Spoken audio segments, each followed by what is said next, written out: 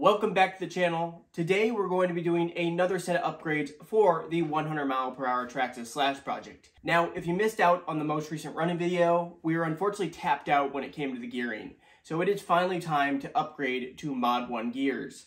So I went with these right here. Now, this right here is a 35-tooth Mod 1 pinion, and this is a 40-tooth Mod 1 spur gear. Currently, we've got a 34-tooth and a 52 spur, but that is 32 pitch. So this gearing is going to be significantly geared up over that setup. But I think that's what we need to do in order to reach 100 miles per hour. So let me go ahead, move the camera a little bit closer, and we're going to jump right in this installation. Alrighty, guys. So taking the body off, actually one upgrade I did, or one change I made, I should say, since the last video that I did not show on camera, I actually changed the front shocks over from the Ultimate shocks, the big bore ones, over to Ultra shocks. And I did the same fuel line hack that I did on the rear shocks. And the reason for that is to limit the compression. Because the issue we've had over the last few runs is this front splitter hits the ground and it's on decel and on braking. So this will hopefully limit the front from hitting the pavement. Other than that, nothing has changed since the last video, but we're going to start this install. This should pretty much just be a bolt-on upgrade. We shouldn't need to do anything. I've been told that this spur gear will go directly on a stock slipper. Now, the slipper we're running is not stock. It's actually an aftermarket Integy one, but it is a stock style. So I imagine this will work. If it doesn't, we'll cross that bridge when I get to it. But first thing we're going to do, we've got two of these 2.5mm bolts we need to remove on the top, and then two down here on the bottom. And then we'll be able to remove the rear section and get to that slipper clutch. So let's do that right now.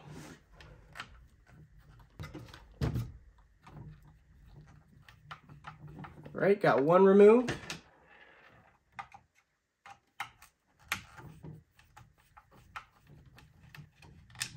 Got two. Flip her over, and we've got the 2.5 mils on the bottom.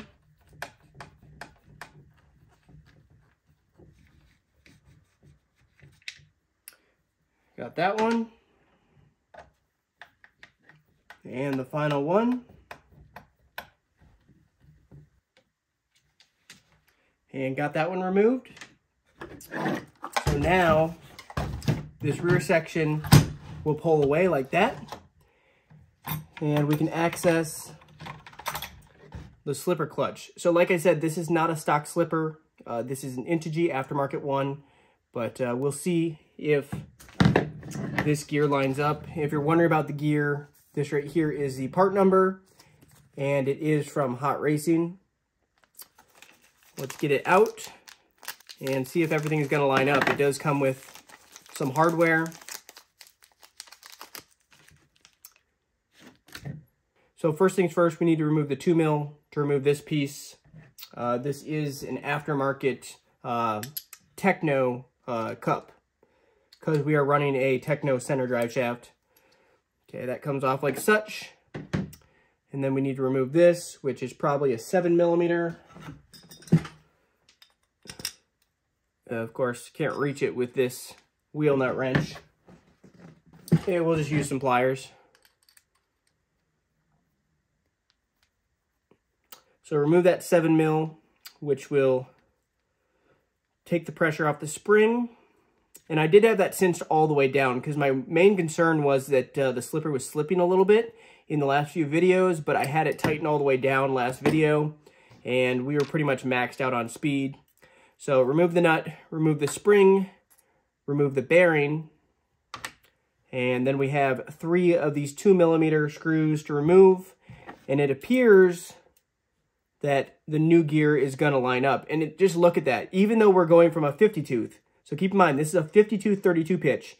It is identical size to the 40-tooth in Mod 1. And you can probably tell, when I put it right up to it, you can probably tell the big gaps in the teeth, because the teeth are way larger for Mod 1. And the main reason of swapping over to Mod 1 is because it opens up a whole new avenue of gear options. There wasn't much left option-wise when it came to 32 pitch. There's a closer look. So we'll remove those 2 millimeters. Got one.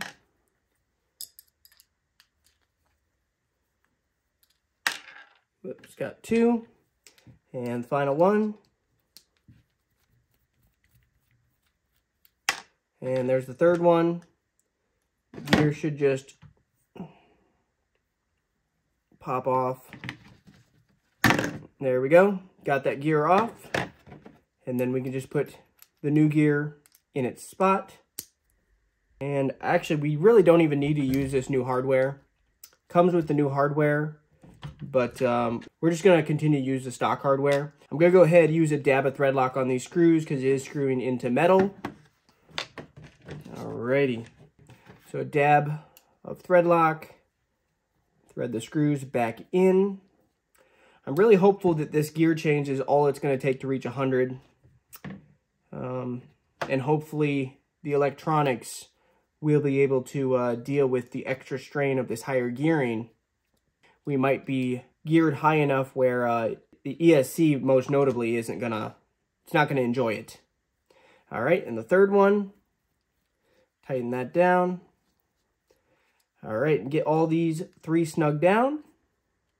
1, 2, and 3.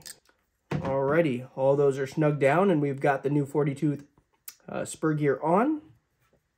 So now we can just go ahead and do the reverse process, put the bearing back on, then put the spring on, and I'm going to use a dab of thread lock on this nut just a little bit and cinch this down all the way because we don't want this slipper to move at all.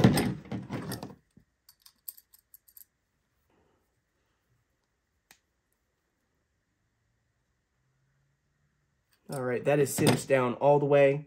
Then we can go ahead, put the cup back on, and snug that down. It's literally as simple as that for the spur gear. And then we can just slip the spur gear in, but before I do that, we're gonna go ahead, take off that pinion gear.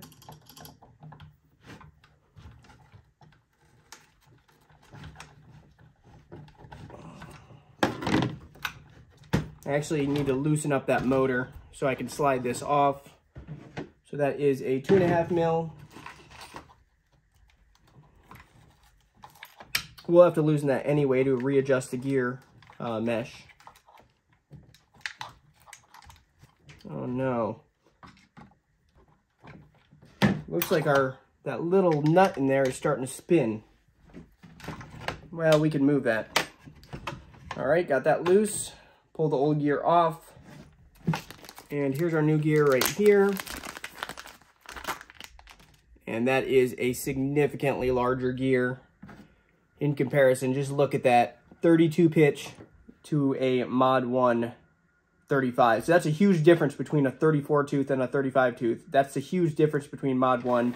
And you can see, obviously, the gears do not mesh up with each other because the Mod 1 is quite a bit larger. All right, and we will go ahead and get this onto the motor. And we're gonna actually take this off. This is actually a 2.5 millimeter grub screw. We're gonna take that out and put a dab of thread lock on it before we tighten it down. All right. And I might have to take, that's actually at full extension right there with the 35 tooth. Now guys, I did actually buy two gears. I bought a 30 tooth and a 35 because my worry, like I said, is if this thing's over geared and we start having cutting issues from the ESC, I've got a 35 tooth Mod 1 gear, or sorry, I've got a 30 tooth Mod 1 gear that I can put on if this is too high a gearing, because it might be. Gosh. I think I have to take off this little screw right here and actually undo the mount completely to get this pinion gear on.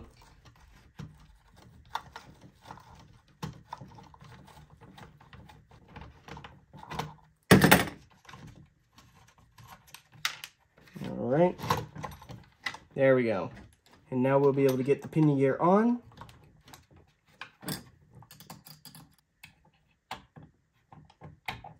We'll just guess for now on where it needs to be. Well, let's guess something like that. We'll go ahead and put this back on. Yeah, this is a huge gear, ginormous. Tighten that back up.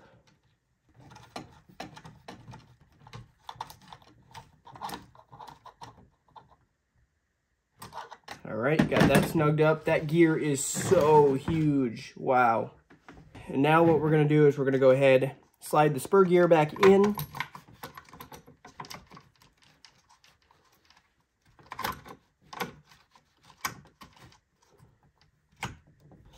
And this pinion needs to come out a little bit, I see.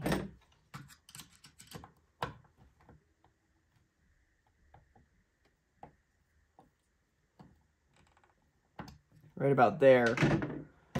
Look at that gearing, that is insane. All right, and we'll slide the two halves back together now.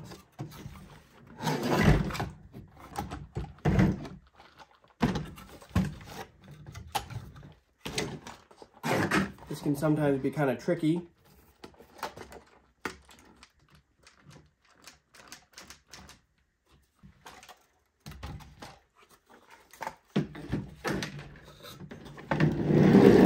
All right, got that lined up. So we're gonna go ahead, put these 2.5 millimeters back in. I think I need to move my camera up. I don't even know if you guys can see this. I do apologize if you can't. Get the 2.5 mils back in. 1 and 2.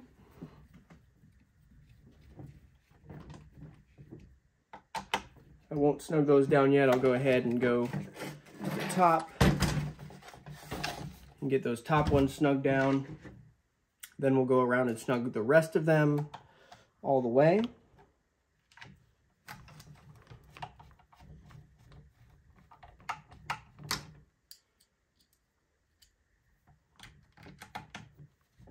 If this gearing doesn't get us to 100, I'd be very surprised.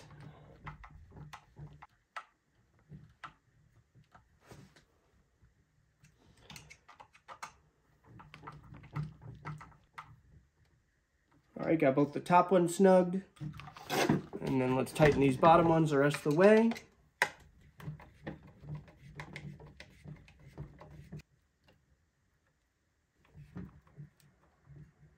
All right, bottom one snugged.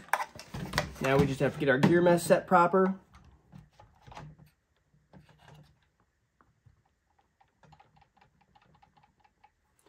All right, and the one issue we have is the little nut. There's a little nut right in here that is starting to spin, and that's supposed to be held in place by the plastic. It's supposed to be encased in the plastic and hold it in place, so I might have to jam something in there so we can tighten it.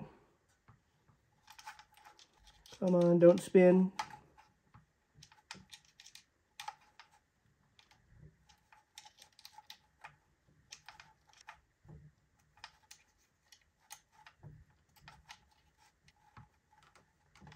All right, that's nice and snug.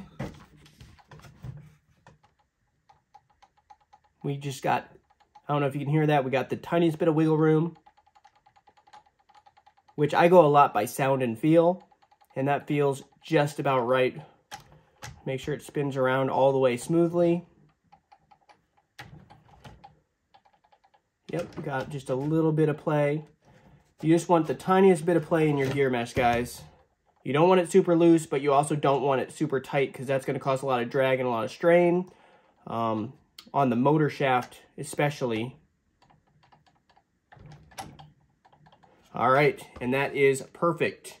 So if you did enjoy this video, go ahead, hit that like button, make sure to subscribe and hit that bell so you'll be notified when I come out with the next running video. So I look forward to seeing you guys in the next one. Later.